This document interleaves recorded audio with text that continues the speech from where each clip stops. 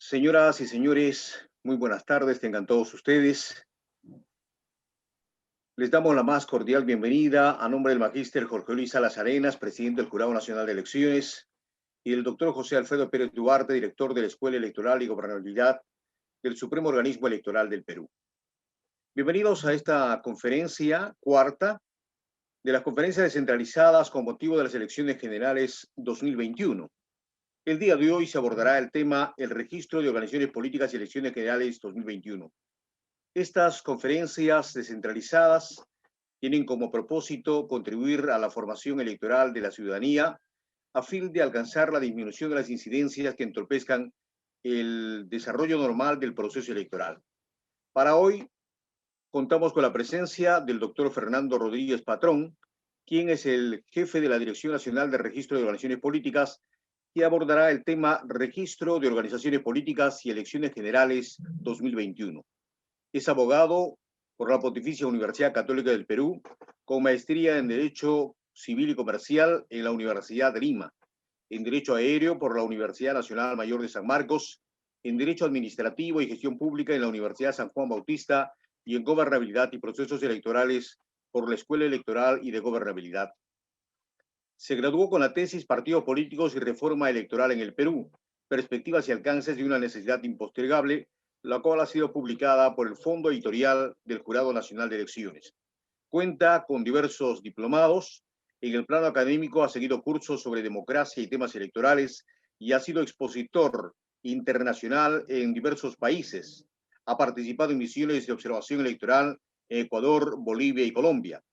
Es columnista sobre temas electorales en diversos medios como Punto de Encuentro, Lucidez y Perú Bicentenario.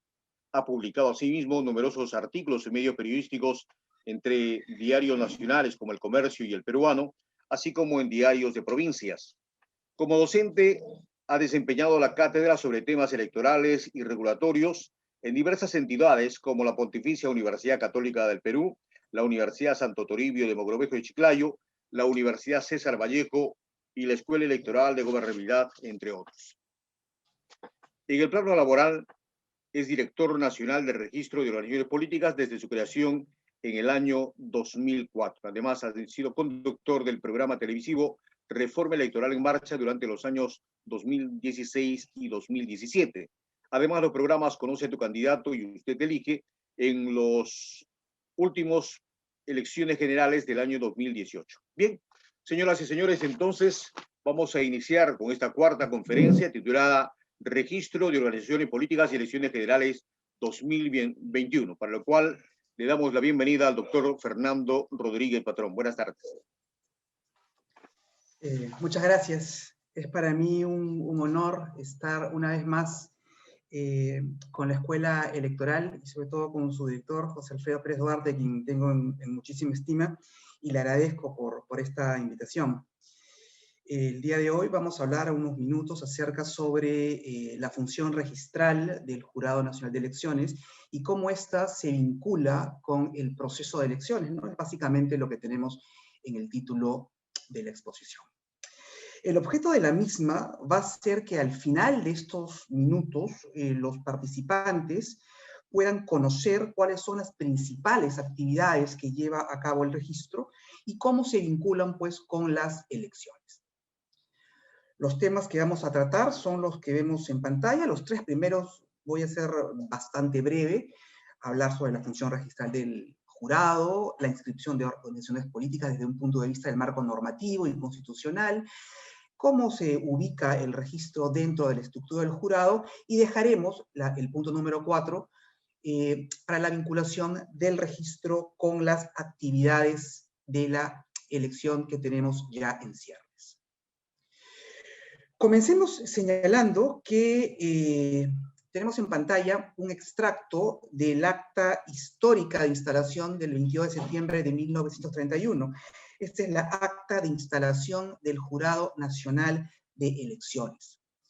Y vemos allí que uno de los puntos principales de la agenda fue el pedido que formuló el Partido Laborista del Perú, que ahí, como lo vemos, solicitaba la inscripción en el registro. Significa esto que desde el primer día que el Jurado Nacional de Elecciones inició sus actividades, nació de la mano con la actividad de inscribir a las agrupaciones políticas. Por supuesto que el marco normativo de aquel entonces tenía que verse reflejado a nivel constitucional. La constitución que regía a partir de la creación del jurado fue la Constitución del año 33, la cual ciertamente no reguló las funciones del jurado, simplemente lo mencionó. Vemos en pantalla las únicas menciones que tenía la Constitución del 33 con relación a los partidos políticos y al jurado, y no nos dan una aproximación muy precisa sobre el tema. Por ejemplo, el artículo 53 simplemente establecía la prohibición o el no reconocimiento de la existencia legal de los partidos políticos que tengan alguna afiliación o pertenezcan a alguna organización internacional. Y finalmente, los artículos 138 y 150 hacían menciones a algunas funciones del jurado. Por ejemplo, el presidente de la República es proclamado por el Jurado Nacional de Elecciones entre los candidatos el más votado. Y el artículo 150 que nos refería la posibilidad que el presidente de la República pueda ser acusado ante su periodo por haber impedido elecciones o disuelto el Congreso, impedido o dificultado su reunión o funcionamiento, como las actividades del Jurado Nacional de Elecciones. El marco constitucional, digamos, moderno, llega con la Constitución del año 79, cuyo artículo 294 lo vemos ahí encerrado en una elipse, y dice: el registro electoral y el registro de partidos dependen del Jurado Nacional de Elecciones. La ley establece su organización y función. El registro electoral es lo que hoy día es el RENIEC. Y el registro de partidos es lo que el día de hoy es el ROP, el registro de organizaciones políticas. Esto se mantuvo para la Constitución del año 93. Y acá estamos viendo el artículo 178 sobre las competencias del Jurado Nacional de Elecciones, y ahí resalto dos. El numeral 2 de ese artículo, que establece que le compete al Jurado Nacional de Elecciones mantener y custodiar el registro de organizaciones políticas, es decir, el ROP, y velar por el cumplimiento de las normas sobre organizaciones políticas y demás disposiciones referidas a disposiciones de materia electoral. Ahora bien, teníamos el marco constitucional y esta labor de inscripción de organizaciones políticas se hacía a través de la Secretaría General. No es hasta el año 2003 cuando el 1 de noviembre de ese año se publica la ley 28094, en ese entonces denominada Ley de Partidos Políticos, hoy Ley de Organizaciones Políticas. Esta ley estableció en su segunda disposición transitoria la creación del registro. Lo vemos allí: el registro de organizaciones políticas deberá ser constituido por el Jurado Nacional de Elecciones dentro de los 3 meses posteriores a la aprobación de esta ley. Y esto ocurrió justo a los 3 meses. En el año 2004, en verano de 2004, se creó formalmente el registro. Y es allí donde se incorporó dentro de la estructura orgánica del Jurado Nacional de Elecciones. El registro aparece como un área autónoma que depende de Presidencia. Pero esta autonomía tiene que ser entendida que, si bien hay una dependencia jerárquica con la alta dirección, no es una dependencia en cuestión de criterios o de fallos. El registro es autónomo en sus decisiones y esas pueden ser confirmadas o revocadas por el Pleno del Jurado Nacional de Elecciones. Para culminar esta parte introductoria, le dije que los 3 primeros puntos iban a ser bastante breves. Es el estado situacional del registro. El registro lleva a cabo una función constitucional y lo hace de manera autónoma dentro del Jurado Nacional de Elecciones. Ahora bien, corresponde ver cuáles son sus funciones, las principales. No vamos a ver todas las funciones del registro. Las principales son las que vemos en pantalla, ¿no? La inscripción de organizaciones políticas, que pueden ser partidos, movimientos o alianzas, la cancelación de estas, los partidos no tienen una vida eterna, la modificación de partidas registrales y la elaboración, mantenimiento y custodia del padrón de afiliados. Y sobre esto vamos a tratar de ver cómo se engarza en este proceso que tendremos dentro de ya muy pocos días. La primera actividad corresponde a la inscripción de organizaciones políticas. Acá me voy a referir en términos generales a partido político, porque es el término más común. Y vemos allí en pantalla cuáles son los requisitos que se necesitan para la inscripción de un partido político. En primer lugar, el acta de fundación, el cual es un documento de carácter histórico, en el cual se plasma la voluntad de un grupo de ciudadanos de participar en política. Ahora bien, el acta de fundación no es solamente un documento, sino que este a su vez tiene que contener una serie de requisitos adicionales que manda la ley. Así, por ejemplo, el acta de fundación tiene que contener la denominación de la organización política, la cual por ley tiene ciertas prohibiciones, no se puede utilizar cualquier nombre, por ejemplo. Tiene que contener también el símbolo de la agrupación política, el cual a su vez también tiene ciertas restricciones, no se pueden usar, por ejemplo, símbolos lesivos a la moral, o que pertenezcan a personas jurídicas inscritas. El acta de fundación tiene que tener también la relación, la estructura orgánica, o cómo va a ser la burocracia partidaria, cómo se estructura. Tiene que establecer también quiénes son los directivos, quiénes ocupan estos cargos partidarios. El acta de fundación tiene que tener también algo que es, o que debería ser muy importante, pero que ha pasado los últimos 15 años casi desapercibido, que es el ideario de la agrupación política. Es como los fundadores plasman doctrinariamente su noción y su visión del país, qué es lo que desean. En este ideario, los partidos políticos tienen que poner su visión de país, sus objetivos, su misión. Muy pocos periodistas han reparado realmente en los idearios que los partidos políticos que tenemos inscritos han presentado. Bueno, y finalmente el acta fundacional viene suscrito por aquellas personas que adquieren la calidad de fundadores. Ciertamente no es un requisito menor y su revisión demanda bastante trabajo para quienes estamos en el registro. Un segundo requisito es la presentación de un padrón de afiliados, a diferencia de lo que ocurría hasta hace no mucho, que se presentaba una lista de adherentes.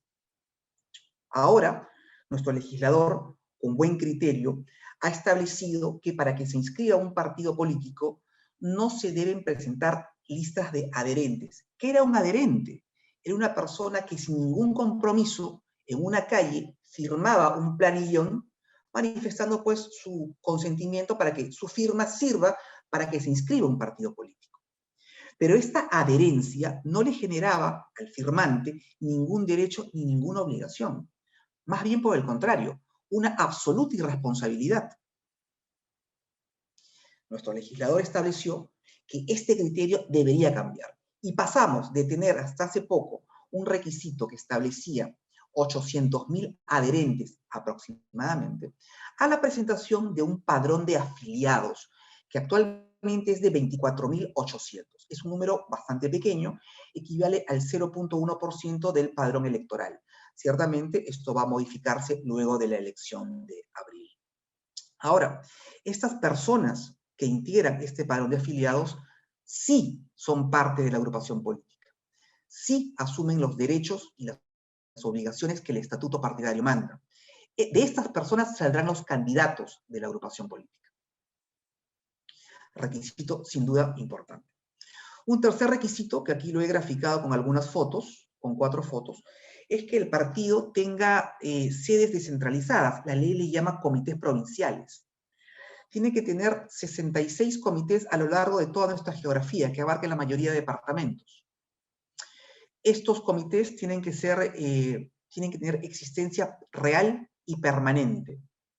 Lamentablemente, la situación actual, la coyuntura, la emergencia social, ha impedido que se haga la verificación in situ de la existencia y funcionamiento de los comités. Pero cuando esta situación coyuntural que nos aqueja desde hace ya un año se supere, ciertamente el jurado tendrá que ir al campo y verificar que estos comités partidarios existan y funcionen. Pero no son estos los únicos requisitos. La ley establece también que tiene que presentarse un estatuto. Ahí vemos el estatuto de un partido político. Y el contenido del estatuto no es libre. El estatuto tiene que contener, cuando menos, aquellos aspectos que están señalados expresamente en la ley. Así, por ejemplo, entre varios, el estatuto tiene que establecer cuáles son los derechos y obligaciones de los afiliados, el derecho a participar en las elecciones internas, el derecho de defensa cuando una persona es objeto de un castigo por la agrupación política. Tiene que establecer cuáles son las funciones de los órganos partidistas, cómo se compone un congreso, quiénes integran un congreso partidario, cuál es la estructura orgánica que tiene que guardar semejanza con la del acta de fundación, entre otras cosas. El estatuto va a ser como la constitución del partido. Es la norma principal sobre la cual se van a regir todos los actos de la vida del partido.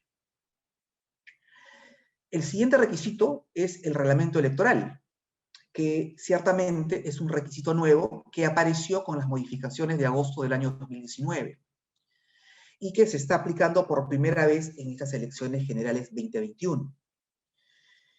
El reglamento electoral tiene que tener si bien la ley no ha establecido un contenido mínimo, se deduce que el contenido del mismo tiene que estar regulando cuando menos dos aspectos principales.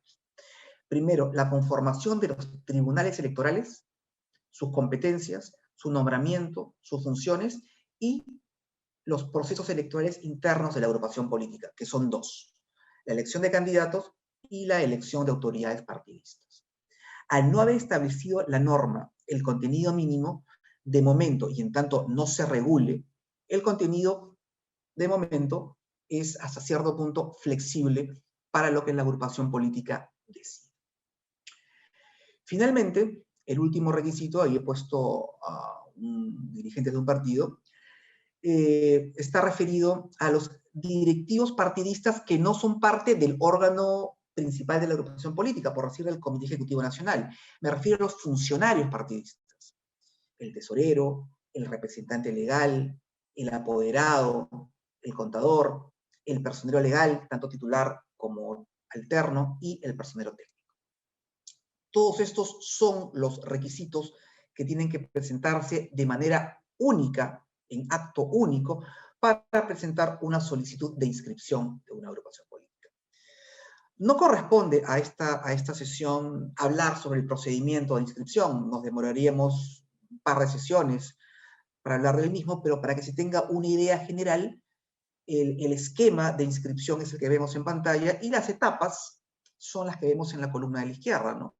Hay que calificar toda la documentación que se ha presentado, hay que remitir al órgano electoral competente los libros de comités y el padrón de afiliados para que se haga la revisión de firmas.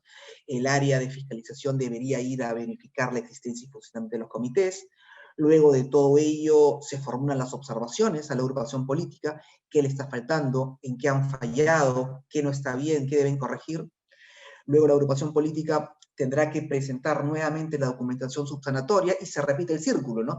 Si es que hay que revisar firmas, nuevamente se hace; si es que hay que ir nuevamente a verificar in situ el funcionamiento del comité, se vuelve a hacer, qué sé yo.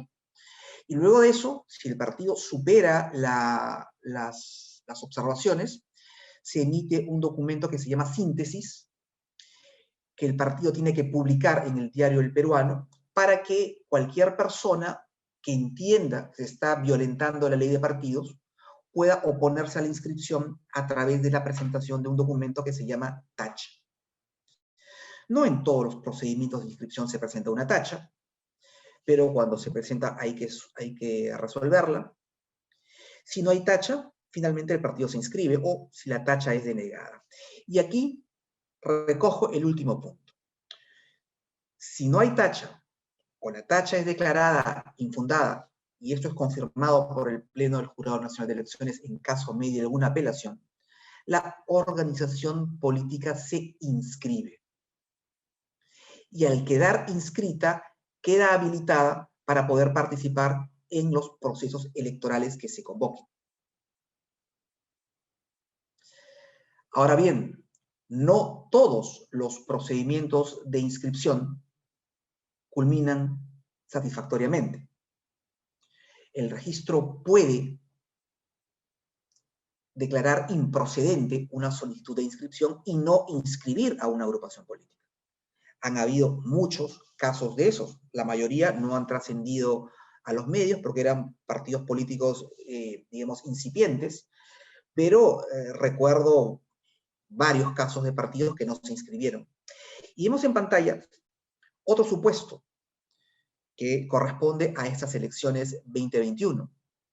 El partido Frente a la Esperanza inició su procedimiento de inscripción a fines del año pasado, prácticamente a la fecha límite para la presentación de solicitudes de inscripción, y evidentemente no le dio el tiempo. El proceso de inscripción demanda tiempo, no es automático, requiere de una serie de actos procesales que demandan tiempo. Entonces, esta agrupación política no culminó el procedimiento de inscripción a la fecha límite que se había establecido. Consecuentemente, tal como ordena la Ley Orgánica de Elecciones, el registro tuvo que suspender el procedimiento de inscripción. De momento queda como congelado. Cuando la elección culmine, retornará el procedimiento y este continuará. Eventualmente el partido podría inscribirse. Pero ese titular no es muy bueno, ¿no? Porque dicen, queda fuera de la campaña electoral por no concluir un trámite. Este titular me parece que es un poco más acorde con lo que ocurrió. El registro suspende la inscripción del partido Frente a Esperanza que lidera el político cuyo nombre aparece allí. Entonces, cierro este primer puntito indicando de que la inscripción de una agrupación política genera la posibilidad que la agrupación, el partido, pueda participar en una elección, pero no todos los procedimientos de inscripción concluyen satisfactoriamente. Es más, hay algunos que tienen que interrumpirse y no concluir, como el caso que estamos viendo. Pero así como se inscribe un partido político, los partidos políticos tienen una vida que puede ser acotada, que puede ser limitada. Cuando uno conversa con los fundadores y líderes de los partidos, cuando van al registro a iniciar su procedimiento de inscripción y los escucha, siempre advierto o trato de ver esa visión, esa ilusión que tienen los fundadores de ver un partido pues, de larga data, ¿no? Un partido que va a exceder mucho más allá la vida de los fundadores. Sin embargo, la experiencia me da cuenta que los partidos más bien son efímeros. Los partidos denominados históricos en el Perú se cuentan con los dedos de una mano. Tenemos un grupo de 4 o 5 partidos que diríamos serían partidos jóvenes con 10, 15 años, y los demás son partidos de muy reciente data. Los partidos, incluso que estuvieron en el último balotaje en las elecciones del año 2016, fueron partidos que tenían años de fundados, 3, 4 años. Los partidos no son duraderos en el Perú. ¿Por qué razón? Porque la ley establece los requisitos para inscribirse y los requisitos por los cuales se pierde la inscripción.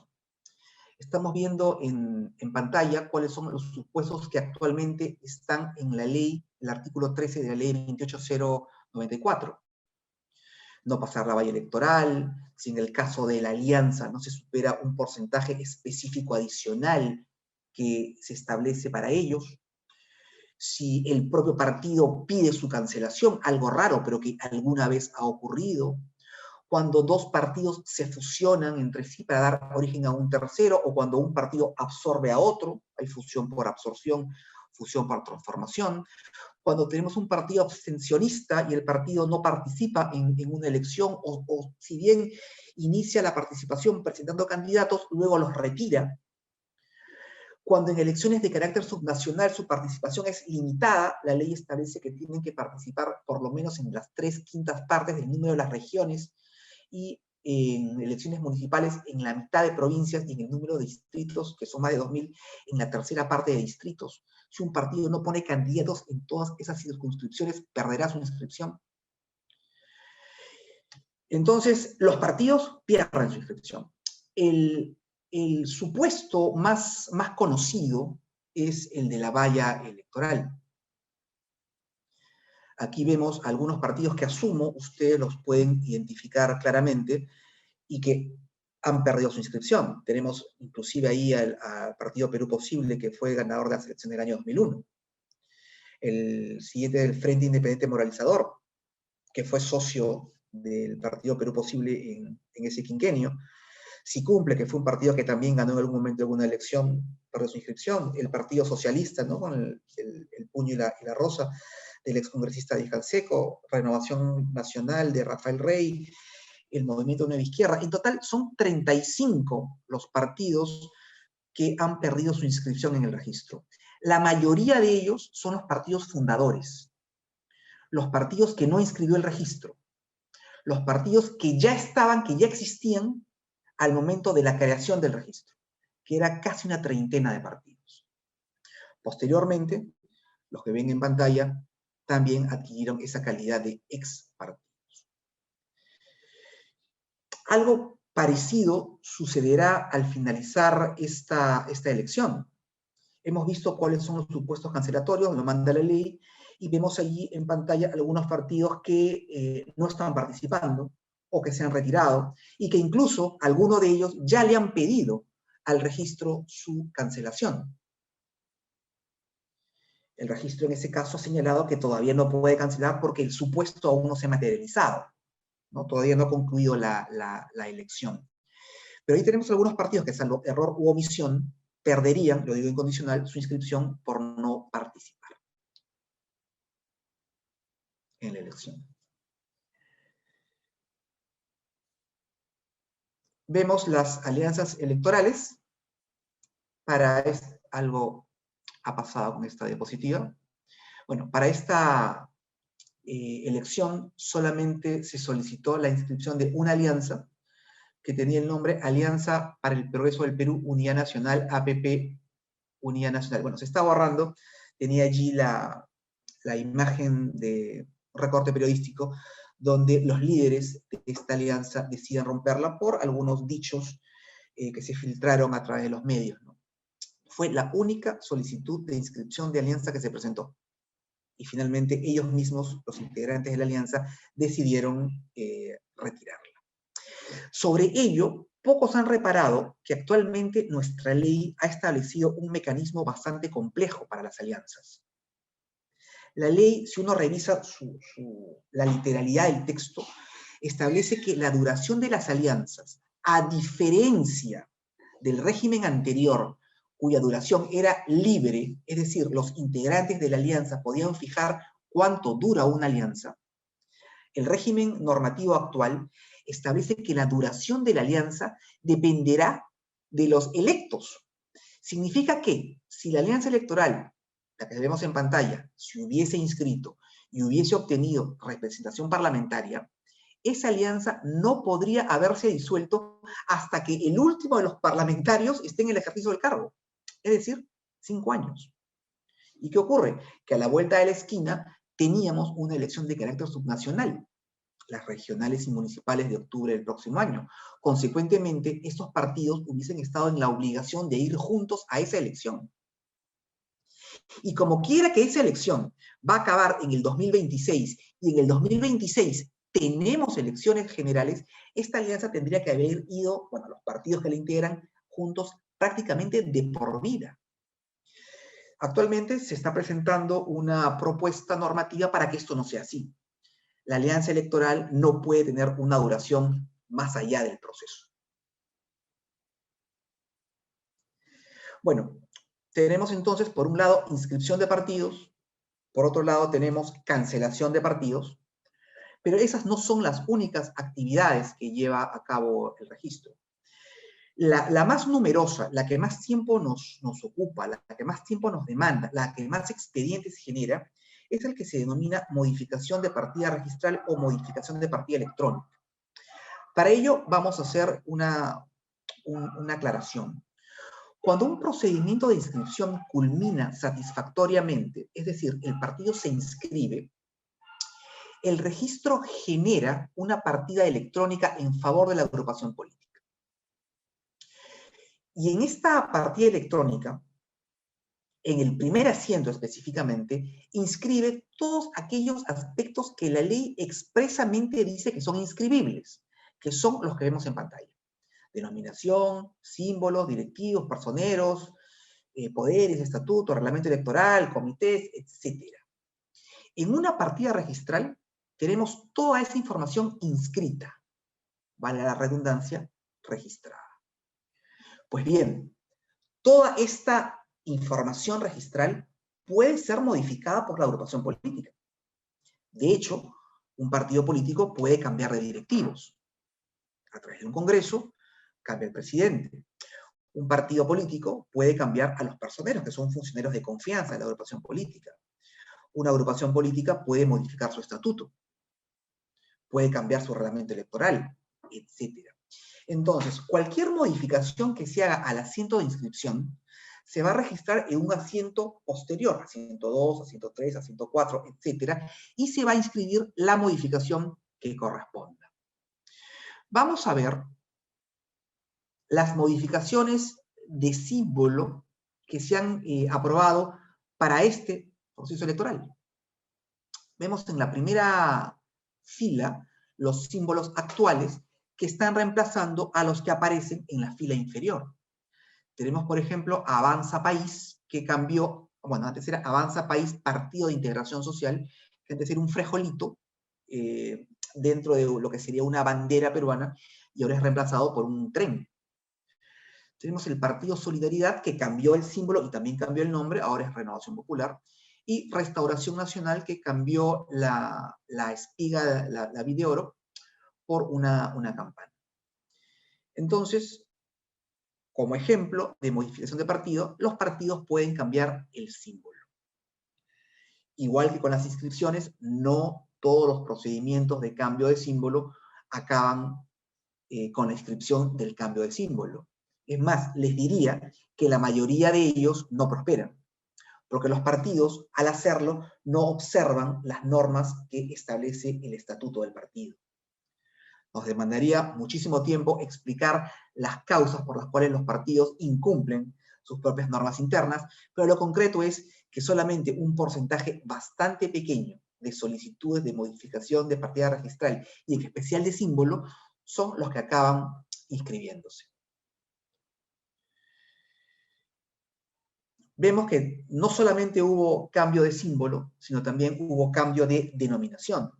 Yo les había mencionado, por ejemplo, que Restauración Nacional pasó a denominarse ahora Victoria Nacional, Solidaridad Nacional pasó a llamarse Renovación Popular, y Avanza País, ahí faltó un guión, Avanza País guión, Partido de Integración Social, cambió de nombre a Avanza País, lo simplificó.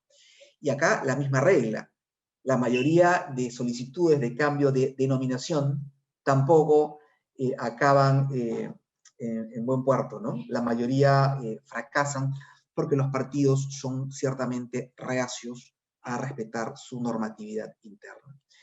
Valga decir que tanto para el cambio de denominación como para el cambio del símbolo, al igual que en los procedimientos de inscripción, tiene que publicarse en el Diario El Peruano una síntesis o resumen de la solicitud del cambio, para que también cualquier persona pueda oponerse. Acá ya las razones no van tanto al incumplimiento de la ley, sino al logotipo, ¿no? Al derecho que una persona o empresa, por ejemplo, pudiese tener con relación al símbolo que el partido pretende adoptar. Pero no solamente hay cambios de denominación o cambio de símbolo.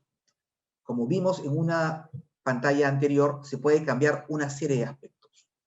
Y uno de los más importantes es sin duda el cambio de estatuto. La modificación, ya sea total o parcial del estatuto, es un caso muy complejo. Tan complejo fue en el ejemplo que vemos en pantalla, que en la elección pasada al candidato que vemos en la fotografía del diario le costó la candidatura. Una modificación de un estatuto demanda necesariamente que esto se haga al más alto nivel de la agrupación política. Normalmente el encargado de modificar un estatuto es el Congreso Nacional, que es donde están representados todos los afiliados de un partido político. Ahora, un congreso no se puede llevar de la noche a la mañana así nomás. Requiere toda una preparación. Primero requiere el acuerdo de la convocatoria al congreso. Eso tiene que hacerlo a su vez otro órgano partidario, por lo general el Comité Ejecutivo Nacional del partido, quien reunido en una sesión válida y con quórum, tiene que adoptar la decisión de convocar un congreso. sea ordinario o extraordinario. No basta con el acuerdo. Segundo, tiene que emitirse la convocatoria. Y esta convocatoria tiene que hacerse por el mecanismo que el estatuto haya previsto. Por ejemplo, a través de un diario, una publicación en un diario, se convoca a un congreso del partido X. O de repente el estatuto no fijó un diario, que sea a través de la página web, o por correo electrónico, o por esquela, o por oficio, por conducto notarial. En fin, los estatutos pueden fijar una gama bastante amplia de posibilidades para la notificación. Pero lo concreto es que en el expediente tiene que figurar, tiene que constar fehacientemente que se ha convocado a todos o a todas aquellas personas con derecho a participar. Luego de eso, hay que ver si se está calzando el tiempo preciso. El estatuto tiene que establecer cuánto tiempo tiene que mediar entre la convocatoria y la fecha del Congreso. El estatuto normalmente fijará, por ejemplo, que para un Congreso ordinario tienen que mediar 7 días, y para un extraordinario 15. Recuerda que en el Congreso vienen los representantes de todo el país. Consecuentemente, esto demanda toda una logística de traslado de personas. El Congreso no puede ponerse para un día siguiente. Entonces, hay que ver una serie de aspectos. Si todo eso se va salvando, luego hay que ver si hay quórum o no hay quórum. Porque un Congreso no puede llevarse a cabo pues, con 2 personas, aunque en el Perú eso pasa. Siempre a los alumnos les digo, imaginen pues un congreso del Partido Demócrata en Estados Unidos, o del Partido Laborista Inglés, o del partido que ustedes quieran, del PSOE español. ¿Cómo sería un congreso de ese país? Un congreso con miles de personas seguramente. En el Perú, muchos congresos partidistas se llevan a cabo con 5 o 6 personas, en una mesa de un restaurante. Bueno, lo concreto es que hay que verificar el quórum, y que cada uno de los representantes a este congreso tenga derecho a ir. Por ejemplo, yo soy el representante del Comité Provincial de Ica, pues tengo que tener la resolución que lo acredita. Y en fin, son una serie de aspectos. En el caso que vemos en pantalla, una mala modificación estatutaria estableció que el registro declarara nulo un congreso y consecuentemente que no pueda inscribirse una modificación estatutaria. El problema fue para ese partido que su democracia interna para esa elección la hicieron con el estatuto que no estaba inscrito. Es decir, con el estatuto que no había aprobado el registro, que no era lo correcto. Consecuentemente, el registro dijo que no procedía el cambio estatutario y el jurado electoral especial y luego el jurado nacional replicó el fallo y consecuentemente las candidaturas de ese partido, que era Todos por el Perú, quedaron en el aire, ¿no? Ahora bien, no es el único caso, podríamos hablar bastante de ello. Unas indebidas modificaciones de normas internas pueden llevar, en algunos casos, a partidos que caigan en un punto neutro, un punto muerto. Hay partidos que actualmente no tienen directivos. No los tienen. Llevan a cabo sus congresos, pretenden inscribir sus directivos, en algunos casos se inscriben, y la propia facción perdedora de la elección impugna la inscripción. Y eso ocurre. Ejemplos hay, y muchos. Digamos el Partido Blanco. El Partido Blanco lleva a cabo su elección, tiene 2 candidatos, 2 listas de candidatos para el Comité Ejecutivo Nacional. Ganó la lista 1, se inscribe en el registro de la lista 1 luego de las observaciones y todo lo que corresponda. Y la lista 2 pide la nulidad de la inscripción. El propio partido se dispara a los pies. Y eso ha pasado, y está pasando actualmente, y ha llegado inclusive a que algún partido no puede inscribir a su tesorero y no puede haber presentado sus gastos, los gastos que tiene que presentar normalmente la OMPE, y haya perdido el financiamiento público directo, ¿no? Y el que vemos abajo, el partido Todos por el Perú, el de la antorcha morada, es un ejemplo de ello. Han llevado a cabo su elección para esta elección 2021, se inscribió un candidato, candidato a la presidencia de la República, y el otro personero del partido impugnó esa elección de candidatos. Consecuentemente, el partido no está participando, y cuando un partido no participa en una elección, ya sabemos qué es lo que sucede.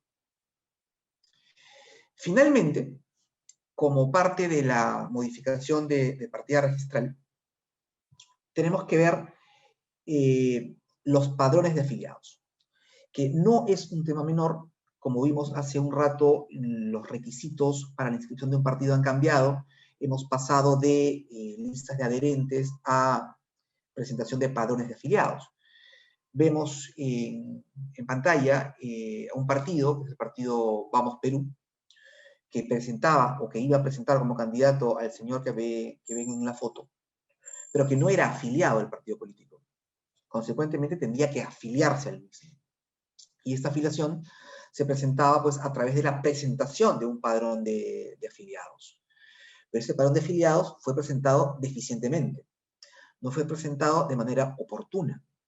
Consecuentemente, el registro negó la inscripción de ese padrón de afiliados. Este candidato no pudo ejercer tal condición de participar en las elecciones internas y, consecuentemente, el partido político no va a participar o no está participando en las elecciones de 2021. Consecuentemente, sufrirá las consecuencias que el artículo 13 de la ley que ya habíamos visto fija.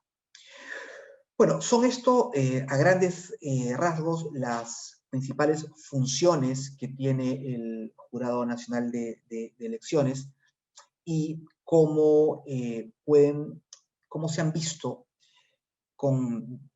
para esta elección 2021. Creo que estoy más o menos en el tiempo que me habían dado. No sé si el anfitrión abrirá una ronda de preguntas. Yo con todo gusto quedo a disposición de ustedes. Bien, muchísimas gracias al doctor Fernando Rodríguez por su importante exposición respecto a este proceso electoral, justamente al registro de elecciones políticas y a las elecciones generales 2021. Nuestros amigos de la Escuela Electoral y Gobernabilidad, vamos a ver si nos alcanzan las preguntas del caso. En tanto, vamos a esperar entonces las preguntas que puedan alcanzarnos.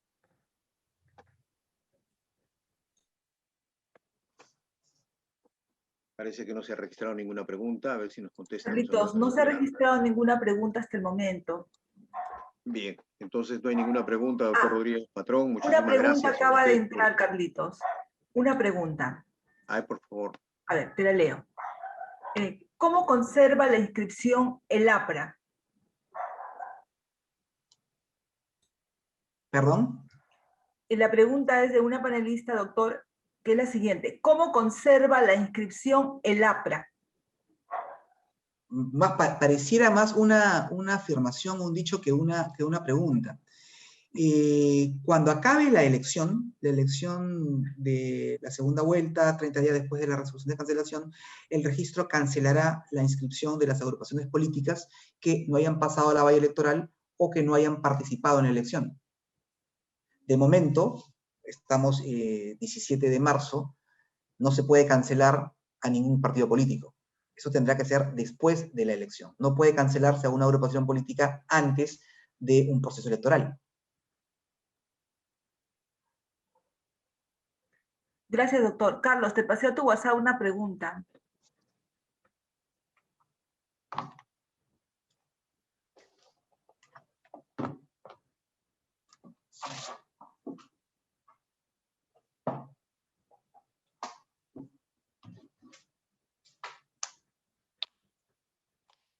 Tu micrófono, Carlitos. Gracias. Hay una pregunta que dice: mi inquietud es referente a todos los cambios y modificaciones que han realizado los diferentes partidos políticos. ¿Por qué no se promueve y establece que los partidos políticos se mantengan en el tiempo con los mismos nombres y símbolos? Pues entiendo que irán creciendo en cuanto a objetivos, metas y visión de lo que buscan para el Perú desde su gestión. Pero el fin supremo debería ser transmitir a los electores la confianza de la transparencia y la verdad, más no el engaño. Esa es la pregunta. Bueno, la pregunta era la primera parte, ¿no? La segunda parte creo que era ya la opinión personal de quien formulaba la pregunta. Bueno, decía la pregunta, ¿por qué no se mantienen los mismos nombres, los mismos símbolos por siempre? Bueno, porque nuestro legislador entendió que ello no es necesario. Empresas centenarias en el Perú, vamos a hablar de marcas comerciales, cambian el símbolo, cambian sus colores, cambian incluso los nombres. Un partido político que tiene por objetivo captar al lector, cautivarlo, tiene que ir adecuándose también a esa circunstancia y necesariamente, de acuerdo a sus intereses, puede cambiar, modificar, alterar su nombre o símbolo original. No todos los cambios son radicales, muchos de los cambios son a veces tenues, se acentúa una línea, se acentúa el color, se delinean algunos perfiles. Hay otros cambios que son de fondo, como lo que hemos visto, ¿no? Se pasa de una espiga a una campana. Pero esto obedece también a una lógica. La directiva partidista, que en algunos casos es reacia a ser reemplazada, en algunos partidos sí es reemplazada, y la nueva directiva entiende que un símbolo que puede significar unas elecciones pasadas no favorables, no conduciría a buen puerto a una siguiente elección.